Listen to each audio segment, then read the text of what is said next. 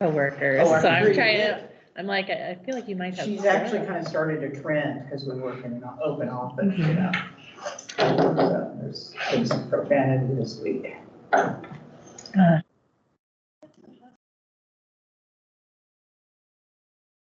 Would you like Share that? my screen? Do you have anything to share? I was just gonna scroll through the list of applicants. Please go ahead. We can trade. You can just scroll through the list of applicants. You have access to that. I don't want to drive though. Okay. Can you, because you're going to start. Yeah, I Then will I'll go. just invite you to the meeting and then you can likely share your screen. Oh, okay, yes, let's do that.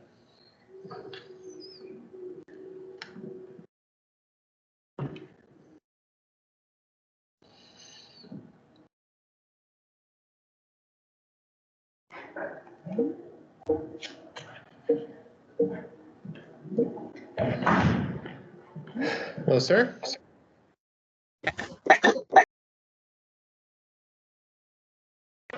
Mute everything. What? Yelling at her. Jokingly. Jokingly yelling. Dominic, do you have thoughts on a vice chair? I know we had talked about Jerry, and I thought we mentioned it to Jerry. I thought he did not want to. Okay, maybe. That's what I thought, but Jerry thought he came up. I just read it in an email. At that meeting, that's when we were doing the interviews that Beth was talking, so I didn't hear the last bit. We may not want to do it. Okay, but I think Oh. Nadine is the next senior member whose term expires in 27. No idea if she wants to do it. Well, I will open up the nominations, and I'll nominate Nadine. But when we were looking at the list, I'm like, wow, we have so many new committee members. Hannah and Ann are then the next. Yeah, next in line. Next, most tenure. Yeah. So, I was actually thinking about Hannah's name in the pot as well. okay. And then here's a year. Barely 6 months. The best part about it, all you do is like hope that I don't call in sick or something. You have to go to a meeting. That's it. Lived for Beth maybe once over the year. Oh, you have to run the time on the, be the timekeeper. It's a high stress position, I will tell you that much.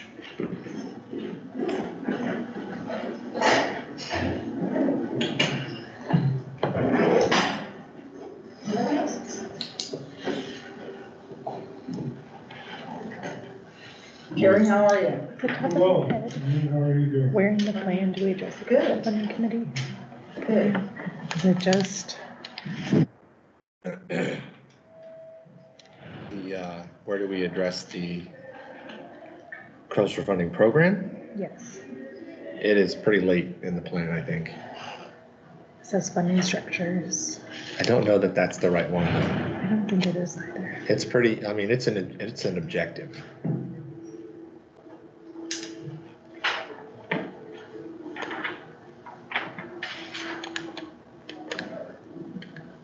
We should be better prepared. Isn't that cool? Very eye captivating too, the way it was installed. Hello. I know two of us will be late. 2 of us will not be here, so that takes us down. So we have 5 in the room? Okay. So we're... And we are down 2 members. Beth has not been replaced yet, and Anthony Joyner has resigned from the committee.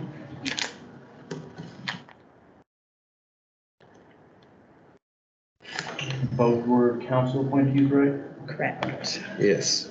And both council members are aware of the vacancies, but they've not named it. Do we need a mayor's appointee as well, or who is currently that? Jim Long is our mayor appointee. So it's districts 1 and 3, so Tuttle and Johnson's districts. I think. So Martha's no, right? Martha's a no, Jim is a no for today. Okay, and everyone else will be. Trish and Allison are on their way.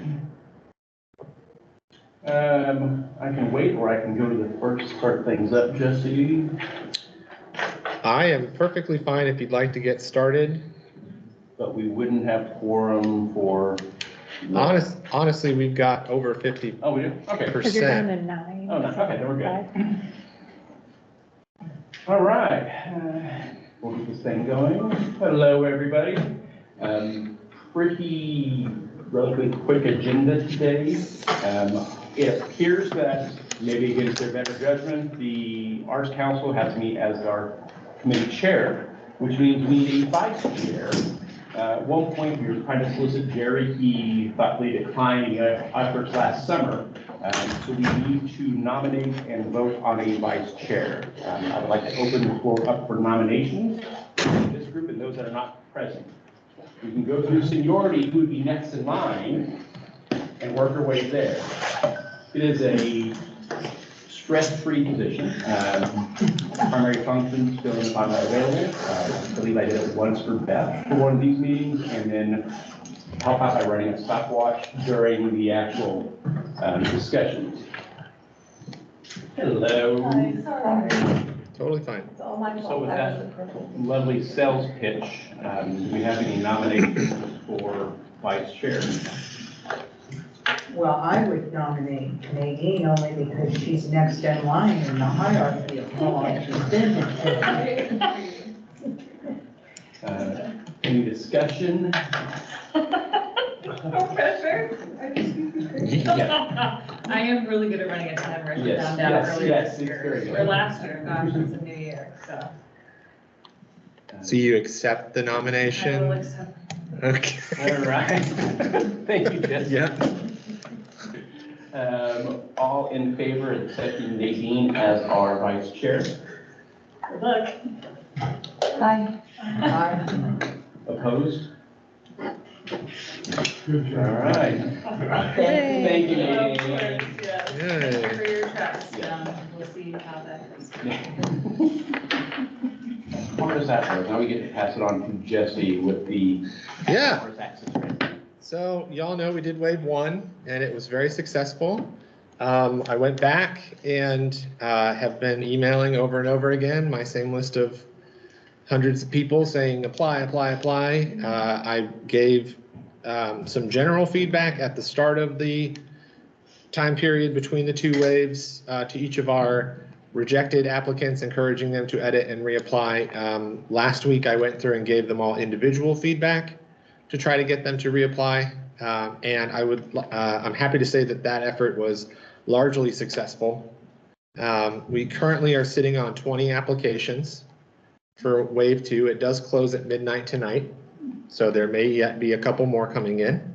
Again, I don't know if they will all make it through to you all. I haven't yet been through them. I'm going to start doing that this afternoon. But the ones, it might be hard to see for you all, but there are some that are a slightly different color. Those are new applications. And then the white ones are existing applications. If they have this here, that means they haven't yet edited and resubmitted. So there are a few outstanding that I'd like to see come back in, but we are doing well. This is actually a person, I don't know why she put that there, but Stacy is actually the person submitting. But we are hopefully going to have a good batch of strong applications. I did the, stepping back, one of our folks from last wave that received money, Lucia, was unable to pursue the opportunity that she applied for. She did not get into the fellowship, I believe, and so she was unable to accept the grant. I worked with her a little bit on finding a new opportunity to resubmit for, and she decided to pass.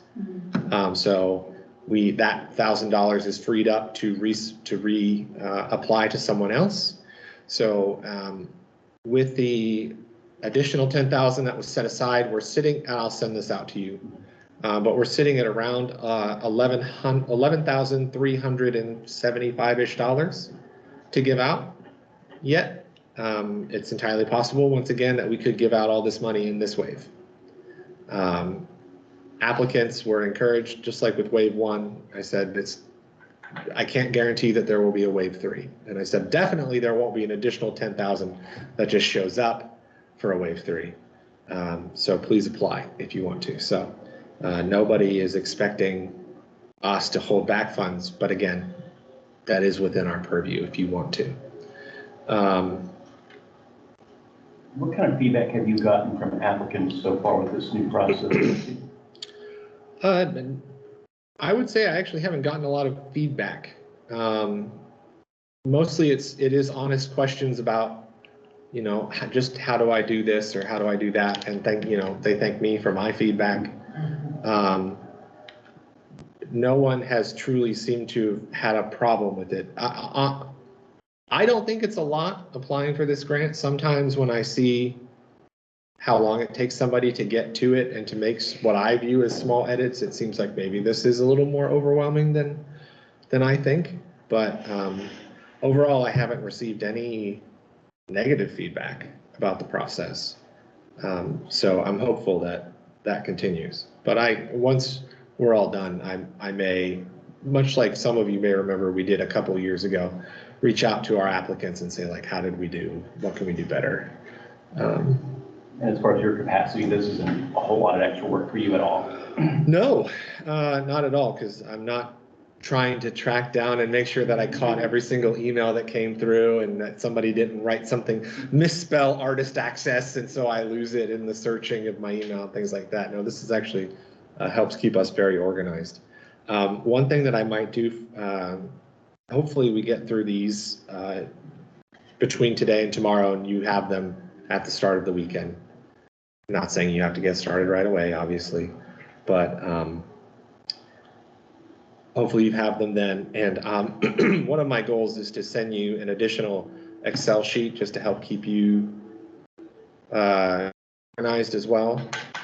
So I think it might be helpful, and please correct me if I'm wrong, just having an Excel sheet that you can put your funds into and you can see how much we have left to give out. Okay. I love making Excel sheets, so it's not a problem at all. One more quick note, because I noticed this on one application already. I've said this before, but that fill in my budget Excel sheet that's in the application, you might remember toward the bottom, it does not love dollar signs. And so if something has a dollar sign, it ignores it. And so when it totals it at the bottom, you're going to be like, did they do their math wrong? No, the system did their math wrong. So just FYI on that. Beyond that, Do you want to mention the graphic designer? yes, I do want to mention that. So there was one applicant, Irma, who we decided to put back in without any edits because she received 2 do not fund votes last time, and it's staff's opinion that there was just a misunderstanding as to what she was asking for. And so if we had caught that in time, she may have been part of the initial wave of people receiving funds. So we didn't get any edits from her anyway, but rereading through her application last week when I was trying to come up with feedback for her, I realized that I had none and that it was entirely possible that it just wasn't entirely clear what she was wanting to do.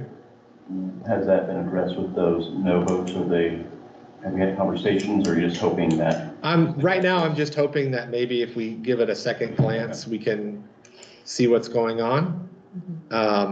But if it comes back with do not fund votes that aren't explained differently, then I'll reach out. And to be very individually. specific, Irma's application was, and please correct me if I misinterpret this, to attend a graphic design equivalent conference. Basically, she's a graphic design professor. Her artistry is graphic design, specifically with letters and typography, to which staff felt was a verified art form that moved it forward. So perhaps there was some confusion from the committee members that elected to do not fund that this was not an art form or a professional art form, or maybe there was confusion of if it was an instructor going for advancement of their art education profession versus their own artistry. Our interpretation of the application is that it does meet with the parameters, that it is to advance her artistic skill set in typography and graphic design. Is that? Yeah, I think if I was to just clarify a little further, I think that perhaps reviewers didn't understand that what she was asking it to go to did apply to her art form. It does apply to what she wants to do. In no way are we saying, give her the money. We just want to make sure that she gets scored the same as everybody else. We did have comparatively some additional inquiries from arts administrators on if arts administration could be, or what I think is arts administration could qualify. And I think we saw that in the last round, specifically with Anthony Joyner's application. And I think we'll see one in this round of attending arts administrative professional opportunities, which would be up to the committee to determine, is this a fine art or an art form that we feel that fits within the current scope, or is this more tertiary, similar to an arts educator being an arts administrator, advancing their profession? That's definitely supportive of the sector and of the field, but not necessarily an individual artist advancing their artistry, which is, as the current setting is, that's what this program is for. So there's a little bit of gray area. Whenever there's gray, staff move it on to your shoulders to figure out. Yep. But that is something that did come up in this round. And so there will be a couple of those that you see and you say, why did staff let these through? Well, staff feels that it's possible that they could be funded. And if you disagree, then please disagree. I mean, we at least received one that I'm aware of, that it was a request for art supplies to make a project. We know that that's not eligible, so we pull that. We don't submit that to you. Yeah.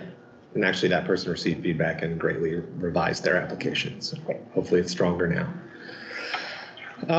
Yeah, so that's hopefully a couple more come in, but overall we've had well over 30 applicants for this money, which just blows out of the water anything that we've done before with this program. So it's working slowly.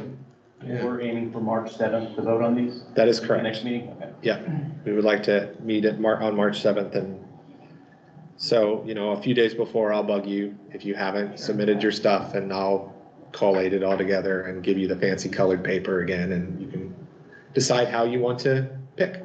I look forward to your email on March 4th. Yes. and I want on March 6th at 10 p.m. What are you doing? Yeah. Is there anything that the committee needs clarification on, especially for new committee members, how the process worked the last time, or anything we can improve on to make your lives a little bit easier, or is it just time?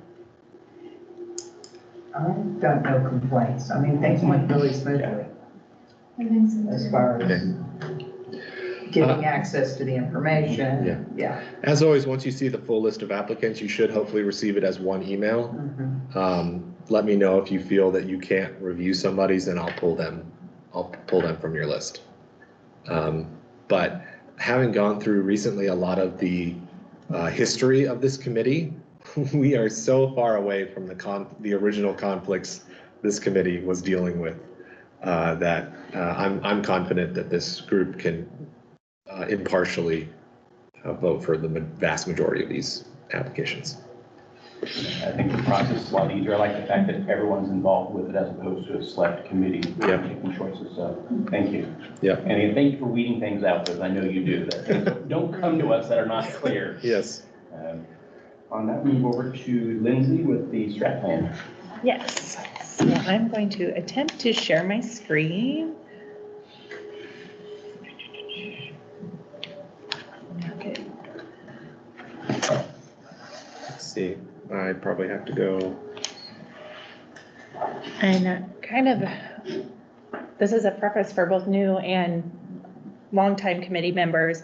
The city has a cultural arts strategic plan that essentially is the policy for how this committee conducts business.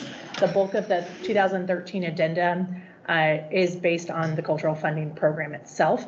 Up until this point, that policy has been written in essentially stone to where that's all we can fund. If it's in there, that's all we can do. We can only fund professional development grants because that's what the policy says we can do. We've spent the last 2 years, I've been on board just over 2 years, Jesse's just shy of 2 years of working on the strategic plan and making revisions. We are finally in the position where we're going to be presenting an initial draft of the plan to City Council on February 27th at the workshop session. You are the guinea pigs hearing this presentation for the very first time.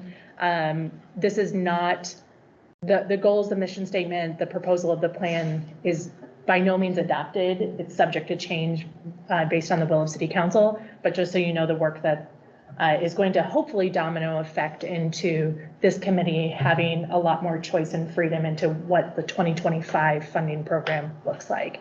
So the Artist Access Grant that we just talked about that you're going to review could look totally different. We might decide we don't even want to fund individual artists in 2 months from now. So don't try to compartmentalize the funding program that we're in right now versus the funding program that we're going to have for 2025. We do know we will have a funding program. What we fund, who we fund, how we fund it is completely open for interpretation.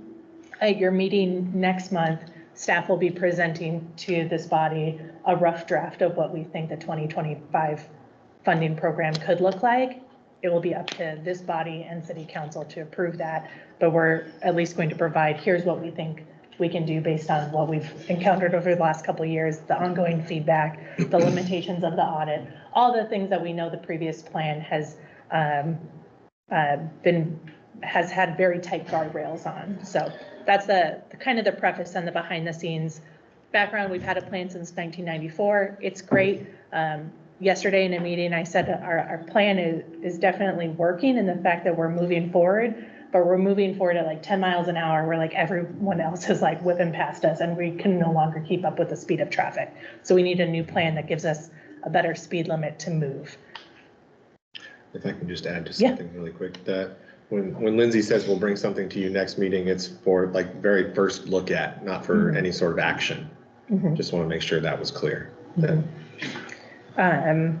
I'll breeze through a little bit of this because I don't think it's pertinent to this committee at large, but just so you know, like the plan is all encompassing of all the work that the Division of Arts and Cultural Services does. The funding committee is a big part of it, but we do a lot of other stuff too. So the 2013 addendum was really just funding. It really didn't touch on public art or all the facilities that we own and operate or the partnerships that we support.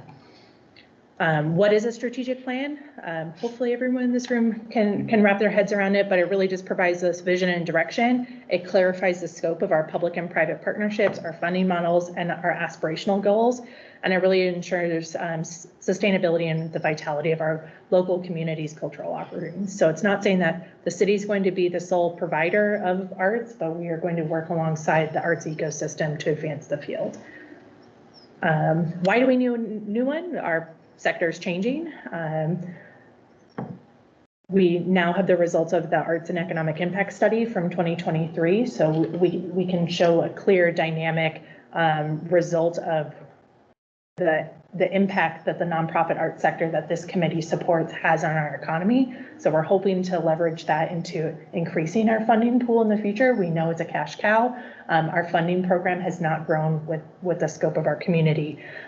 We've also made pivotal investments in public art and aesthetic design with a new 2% for Art program. And now is a time to preserve and celebrate our rich cultural heritage, which we're doing tenfold in a lot of different projects like the Chester I. Lewis Memorial Park. We've got the new Carl Brewer Center going up in McAdams Park. We're really investing in our cultural heritage. And we want a plan that's reflective of that because we are arts and cultural services. We're not just the fine art department. We do a little bit of both. Methodology and process. We're about 2 years into this five-year plan, which was a necessary process. WSU's PPMC was our lead consultant on the project. We had a steering committee of which Beth Oakes has been on the steering committee and is still serving on that steering committee as a representative of this body and the Arts Council. We held 8 focus groups. We had 9 individual small group interviews. We had a public information session and we had a public survey, which really proud that we had nearly 700 responses in that public survey. That's pretty good. Sean, what do you think? Is that pretty good for public surveys? I think so. I'm going to take this brief opportunity to introduce Sean Jones, who is a student in the Master of Public Administrations program, but also works for the library.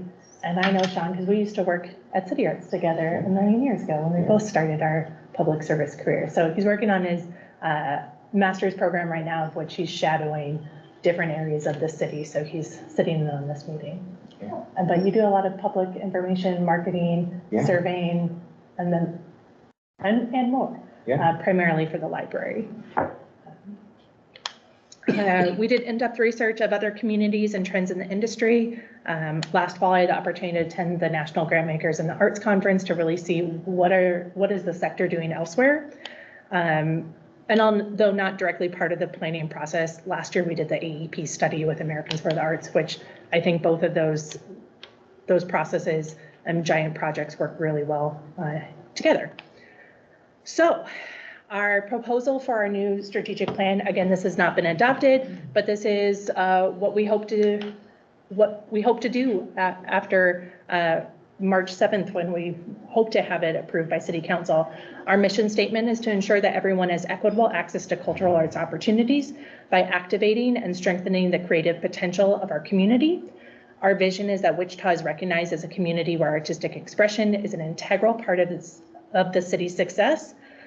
Arts thrive and cultural heritage is preserved and celebrated. Previously, our mission statement was like 2 pages long. So we're excited to have a mission statement that we can actually tell you what it is. Our areas of focus are to ensure that all residents have equal opportunities to engage in cultural arts, to address the needs and really the challenges of our city-owned cultural arts facilities, engage strategically with historically underserved populations. That's something that we heard throughout this entire process from this committee, from the recipients, that we want to make sure that we're doing intentional investments in serving historically underserved populations, and stimulate the creation of new cultural opportunities and new artwork within the community, which we also heard as part of this committee's work.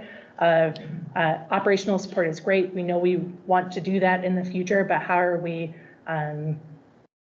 incentivizing the riskier side of the art business, which is creating new art for new audiences, and identify anticipated partners. So this area of the plan is really to showcase who do we think is doing this work in the community. Jesse and I can't do everything. We don't want to do everything. We have great partners and experts in the community that are doing it. So how can we leverage our partnerships and really identify them and task them to do this work, or champion them to do this work that they're likely already doing, but to have a high five along the way. Our proposed strategic plan has 4 goals. The first goal is to increase participation of residents, specifically those historically underserved and culturally diverse in the cultural arts. So we would just want our residents to increase access. Our second goal is to strengthen the capacity of the division within the scope of the community work. Our third goal is to increase the impact of city-owned cultural arts assets and facilities. And our final goal is to support efforts to stimulate the creation of artwork and cultural opportunities. I'll breeze through goals 1 through 3 in detail, because really goal 4 is where this committee's work, I think, where we've identified the work of this committee.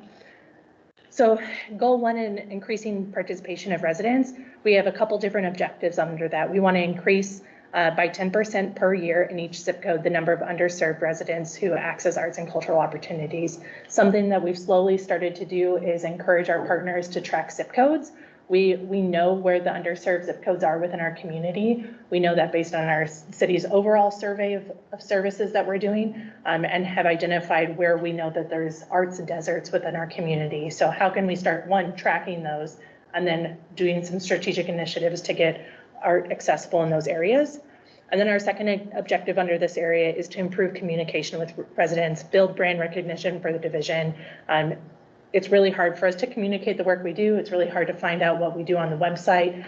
We work very closely under the city's manager's office, but we're sort of with Parks and Rec. We're friends with the library. Who are we? What do we do? If you're trying to access information, how do you do that? So we just want to improve our communication and our recognition within the community.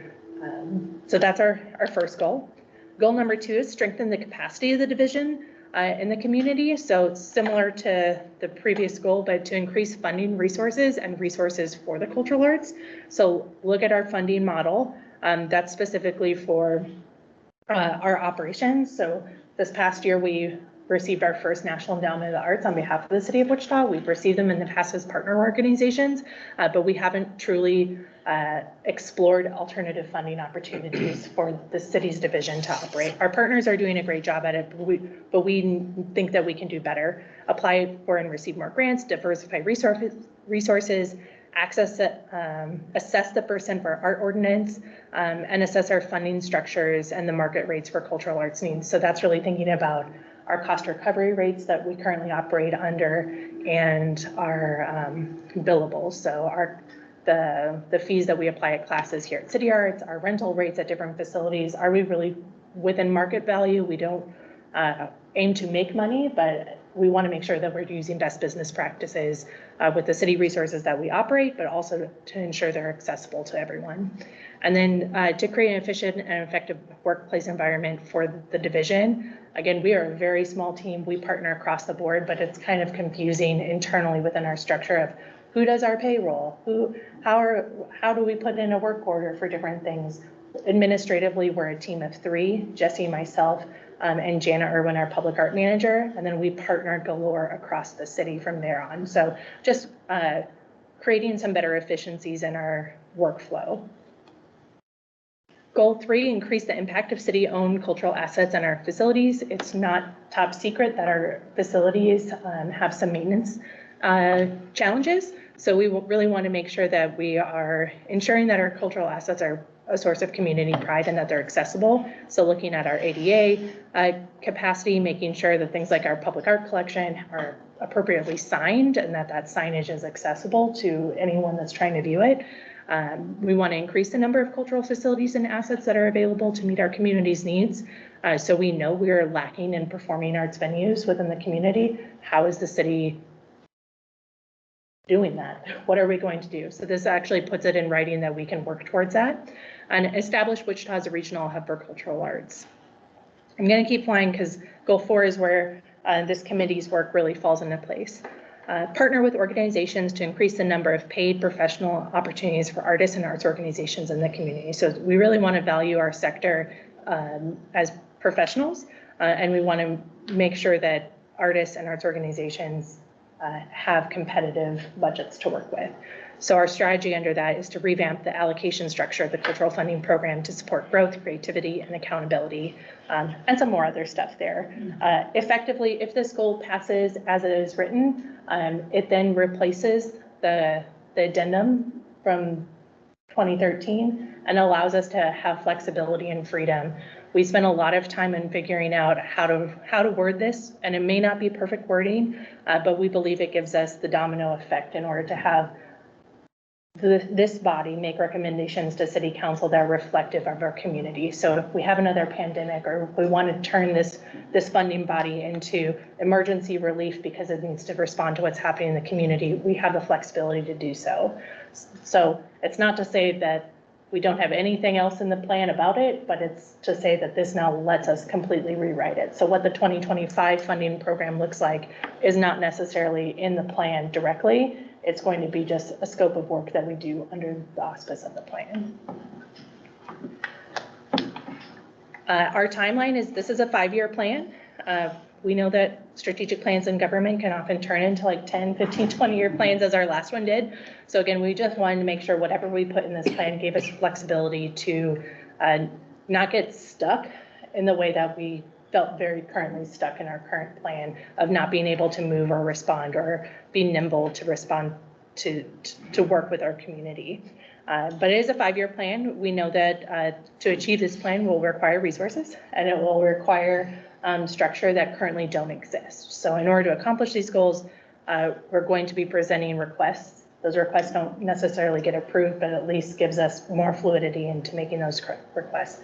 So comparatively, our friends at the library, they have a library strategic plan. The plan says we need new libraries. Now we can put in the capital improvement project to like build a new library. It's not as easy as that, but like for the sake of this conversation, that's what lets us have that domino effect to say like, our survey says we surveyed the community, we put in a plan that says we need to do this. Now we put in their request and then we can actually do it. Versus right now we can't, we're just stuck with the plan that we have. So that 5-year plan, we don't know that we're going to be able to accomplish everything, but this is aspirational where here's the things that we know we need to tackle in the soon soonish category. The recommended action that goes to city council, I think that's it. So really, for the sake of this conversation, that's where we are. February 27th, this will be presented to city council in a workshop session. Everyone is welcome to attend. I'll send out a formal invite to you all. It's a workshop session, so they don't vote on it. They just give feedback. The unique part of this work is we spent 2 years working on this under the direction of a previous administration. We have 3 new city council members, including a new mayor. So this is the first time that they'll see this, but we'll have explained the work that got us to today or to February 27th. They'll give us feedback based on that workshop session, or we hope to receive feedback. So then we'll go back within the next couple of weeks to seek approval of the plan. So that's kind of structurally where we sit. Part of that February 27th is we have Randy Cohen with Americans for the Arts coming into town to talk about the Arts and Economic Prosperity Study. And then, so he'll present to City Council in tandem with our cultural plan. That evening, we're doing a state of the art events to really celebrate the results of the AEP, but then also to introduce this plan to the general public as well. So you're getting a sneak peek at what we think it's going to look like. Again, it's subject to change. It's not adopted, but this is where we think we're going. Yeah. Lindsay, are we seeing more broad, flexible plans being submitted to the council, or are they fairly structured like our last one? I don't know because I don't read all the plans necessarily as close as maybe I should. I think the most recent one was like our tree plan, which was very specific. But similarly, I believe it had like a funding model behind it that it's moving forward. We're a little bit unique in that we're not a department, we're not an agency. We are a subdivision of the city manager's office, so we function a little bit differently than the other plans that are going. The city council, from what I'm seeing with the newly appointed seats, are really looking for clarification and justification of what we need, but also understanding of wanting to have a more generalized plan that allows us to move and flow. So yes, and I don't know. Thoughts, feedback? I talked a lot at you, but I like the flexibility. That again, that's also my concern, is that our last plan was so structured that provided, as you know, some kind of limitation of what we could and could not fund. Yeah, that's my only concern. I mean, what concerns do you guys have?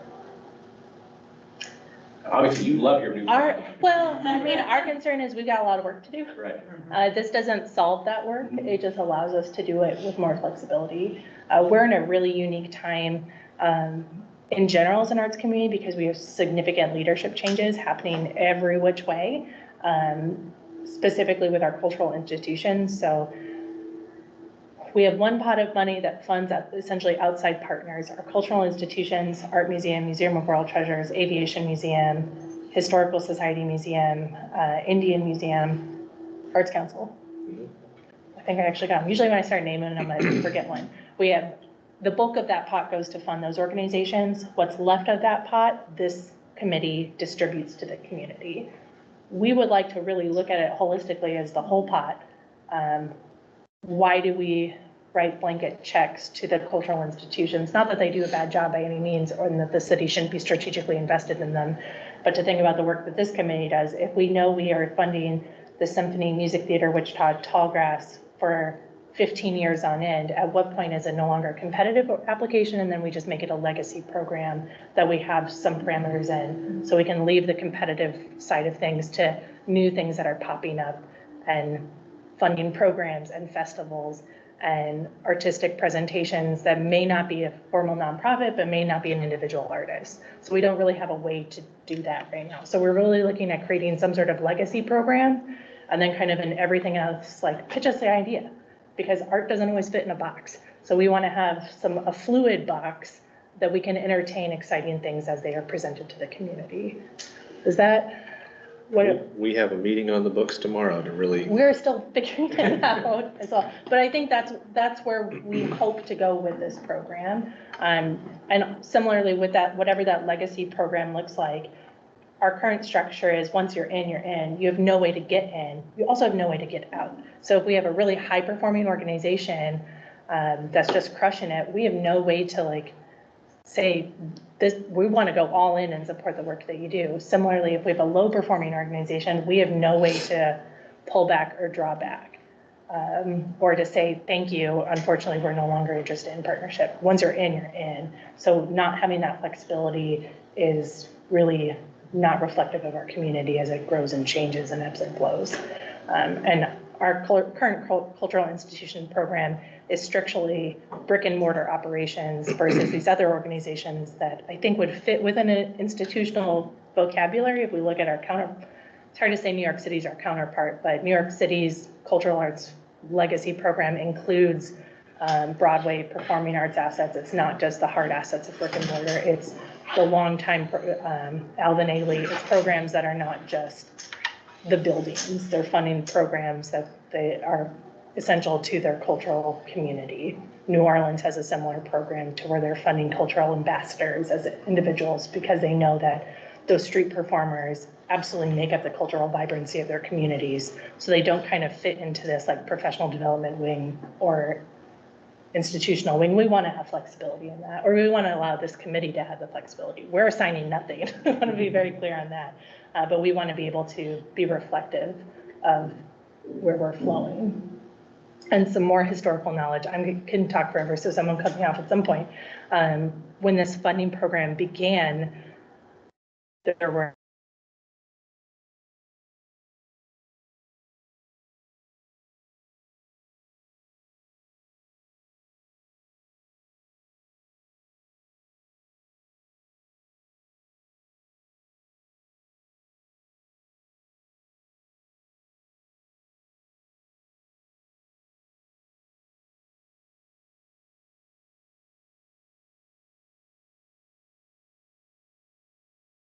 You're hearing it first. Again, all subject to change. We plan to present this body with some recommendations, but by all means, you're welcome to throw them out the window and say, we want to give all $400,000 to one person. And we're going to say that city council might not approve that, but if that's what you want to do, go for it. So that, and if there's anything after this meeting, this is a lot of information that you're like, you know, it'd be really cool if we could do X, or I want to make sure we don't put ourselves in trouble to do Y, let us know so that we can provide appropriate information to you all.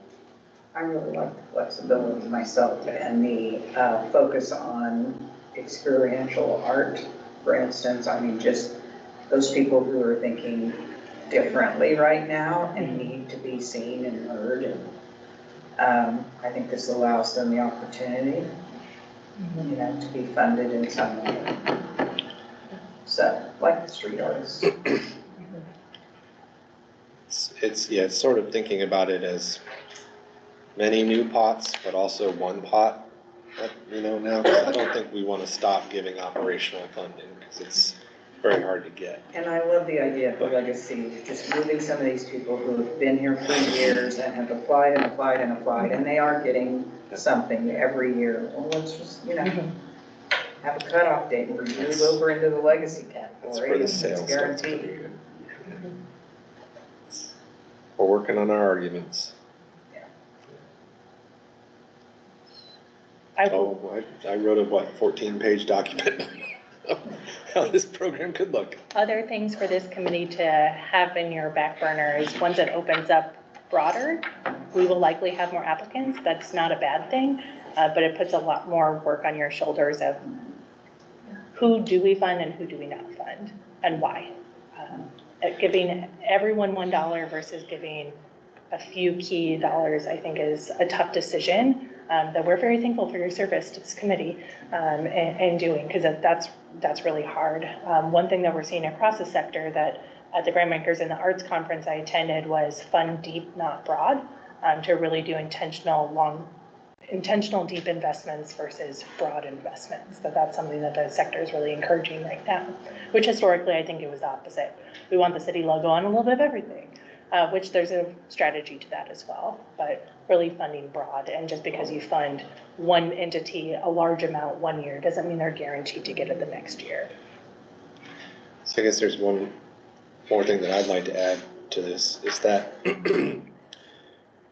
we normally open up these operational grants in March, which is likely not going to happen this year with us rewriting this. So things may be delayed by a month or so. But since, as we saw this year, you know, we don't get final numbers for these things until the end of the year. So it's not the worst thing in the world to be delayed and, you know, to just get closer to having a final number before we really start putting numbers to things. So we're gonna play it a little fast and loose this year, but it may also work better in this, just in the general calendar as well. So the whole process will likely be pushed back. We're not gonna make anything shorter necessarily, like a shorter application period. To be frank, over the 3 months or so that we leave the application open, we may get 2 in those first 2 months. You know, so it's possible that we just shorten the application window. I don't want to tie us Most down. applicants get it in the night. Oh, for before the sure, deadline. yeah, no, I mean, Like I said, I get my reviews in the day before, sorry. yeah. We're not in a rush to get them approved. I think we've done them very, very early in the past, which is not, there's nothing wrong with that, but we just have to have final numbers approved by city council by December 31st. So similarly to how we push back artist access, we can do that. We can actually assign funding in the year. That makes that is not advisable, because especially for operational organizations, they're relying on like planning their budget for next year. So we don't want to push it back to fourth quarter, but we don't necessarily need to open it in March as the way we always have. Is that September approval by council kind of the same kind of window we're hoping for to get everything in? We can. I think if we push it back a month or two, Okay. it won't be. So October's fine, just try to avoid getting later into fourth quarter. Yeah, it's tricky because we also don't know the number that we will have to assign. We do have an NEA grant out right now for matching funds for this program. We won't receive those results till July, I believe April. April. That could be a game So changer. that could be a game changer if you have an additional $200,000 to assign. So there's like a lot of moving pieces. As soon as we have like as close to a picture as we can, we'll move things forward. Something to consider is whatever operational support is recommended to set aside individual artist access grants in whatever iteration they may or may not exist, those can be pushed back the way they were this year. I think we're seeing just in the results of the quantity of applicants and interest from applicants that that's successful. So if the committee wants to set aside 10% of whatever pot is available or set $10,000 like you did this year, I would recommend doing that again. I think it's been fruitful. And I think it's also allowed Jesse in particular to really separate his energy for the organization's one-on-one contact versus the one-on-one contact he has with artists. So he's sending out weekly reminders, daily reminders of the deadlines that allows him to have more one-on-one communication versus if it's, when it was all lumped together, we really couldn't give the individual artists the same amount of attention as the development directors and grant writers for the organization. So separating them has been really helpful. And you all will have, or, well, will you do that, or will we do that, or is it a team effort? Because with a new plan, you'll need a new application, right? Mhm. And that'll be a whole process in and of itself. It would likely be something that we brought to the committee and then, yeah, we wouldn't ask you to create something whole cloth. Okay. Yeah. Are you guys going to expand the department with any new hire? I mean, I'm just thinking, you guys are taking on a lot. Are we hiring? Yes. No. Will you be hiring? I mean, as you go through this process, do you think you'll be looking for somebody else to join the team? I mean, it's an overwhelming amount of work for 3 people. Yeah. Realistically, the creation of new positions within the city is hard. Yeah. The work is there, Mhm. absolutely. Part of the overall plan that we're presenting requires more resources everywhere. So we'll put in recommendations for resources. They may or may not be approved. Sure. They likely won't be approved. So we don't anticipate having any new administrative staff anytime soon. I hope I'm wrong. But reality is this is our team that we have. Well, that'll be a kick in the pants for us to get our stuff in on time. Well, there's also, as a body that represents the the will of city council and making recommendations to city council. We encourage you to be in conversation with your reps that in order to do this work and to do it well, to reach these aspirational goals, to meet the mission, we need to invest. And that's where we think the work of the Arts and Economic Prosperity Study is a great example of, we know it's a great return on investment. It does require some funding on the front end, but it will pay for itself. The other part of that conversation is we are entering into some challenging budget years as ARPA money is no longer available. So the city's currently in budget cycle for next year. We have public forums going on right now. So now is the perfect time to reach out to your elected body and tell them what you want to see in the community, knowing that our budget is getting leaner, it's not growing.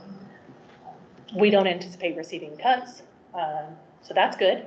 We don't anticipate receiving less funds, but in terms of growth, I'm optimistic, but realistically, we will not receive additional staffing. Other questions, thoughts, concerns? It's a lot of information, especially for new members of the committee. So keep an eye out for an email or emails from me, one from Submittable, one from me. Please mark your calendars for February 27th. But we'll remind you of that as well. What time is that again on the 27th? Do you have a time yet? The workshop session will be 9:30 a.m. And then that evening, we'll have the State of the Arts event will start at 5:15 with a lobby reception at Century 2. We'll be in Mary Jane Teal with a formal presentation starting at 6 p.m. And we'll send invitations out to all of it. It's not required that you attend. You're all welcome to attend. Bring your friends and family. There will be snacks in the evening. And performances. Yeah, there will be art. It'd be weird if there wasn't art. I'll be performing backstage, making sure everything goes correctly. I said you could have 5 minutes of comedy. Yeah, that's right. I do get my Tech 5. That's right. We'll be on the Finding Nemo set. It'll be great. Yeah. Questions? I mean, the process is going to change for you guys. It's going to change for all of us. No, I appreciate that overview. I think that was really helpful just to see the strategic plan, what you guys are thinking about. Thank you. Always helpful to share 2 years of our lives. Yeah. The other nimbleness of this plan is like, we can always put something out for 2025's funding and then be like, oh, that didn't work. And then we can change it. And that's the nice thing of being able to say, we should just fund 400 artists at $1,000. What could that be? I mean, then we lose operational funding. So there's a lot of ebbs and flows of what we could do, but we're no longer locked into one thing. Don't get crazy with the freedom. It's a lot of, little bit terrifying. it's a lot of freedom. Thought over the old definition of it was really strict, so.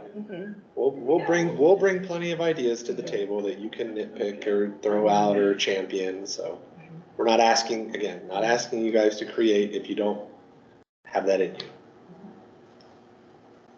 We do have 2 vacancies on the committee in District 1 and District 3. Anthony Joyner did step down from the committee. I'm not sure if that made it when everyone was here. And then Beth Oak's position is currently vacant. A few of you were filling previous vacancies, so your time on the committee might be weird. We're working with the clerk's office to ensure term limits are all accurately posted on the city's new website. But we do have 2 vacancies that are filling vacant terms. So they'll fill midterm, which I think Nadine, you did at one point. Yeah. Dominic, I'm sure you did at one point. And as we currently believe it, Nadine and Hannah, you're on at least until 2027. So we have got you locked in. Surprise, you're handcuffed to the desk. I was trying to remember all that. We were looking at, because we were like, who's They are 4-year here? terms. And then I think, Dominic, you're slated to expire in 25. That maybe, yes, I did a temporary one, Okay. like brought me in. But you have another renewal option. So we can work on with each of you on a one-on-one for that, as it may. And quick question, it sucks to lose Anthony. He was a great voice on this committee, I think. I don't want to pry, but did he have concerns about how we were operating as a body and that resulted in this failure? No. Okay. Had nothing to do with I this. just want to make sure if there was feedback we could get and learn from that was shared. Absolutely nothing to do with this committee. Okay, thank you. So we are aware of that, but we Okay. encourage That you he to has all made continue to clear reach to out. us. Okay, fair enough. Maybe he doesn't like us either.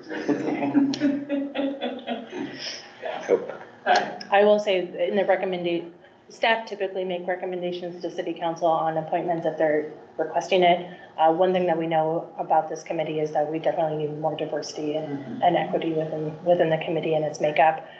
We have some strict parameters with this committee about having a couple artists, a couple financial folks, a couple grant writing folks. Like there's some parameters of who we need to fill. Like we're looking for a couple unicorns in a lot of different areas, but we definitely want to make sure that we're seeking diverse committee members as well. And if anyone has any recommendations, please let us know. We're happy to send names along as well. Anything else? All right, you're going to get all 7 minutes back from your life. So, on that, Thank you all. thank you. Thank you. Look forward to lots of emails from Jesse over the next couple weeks.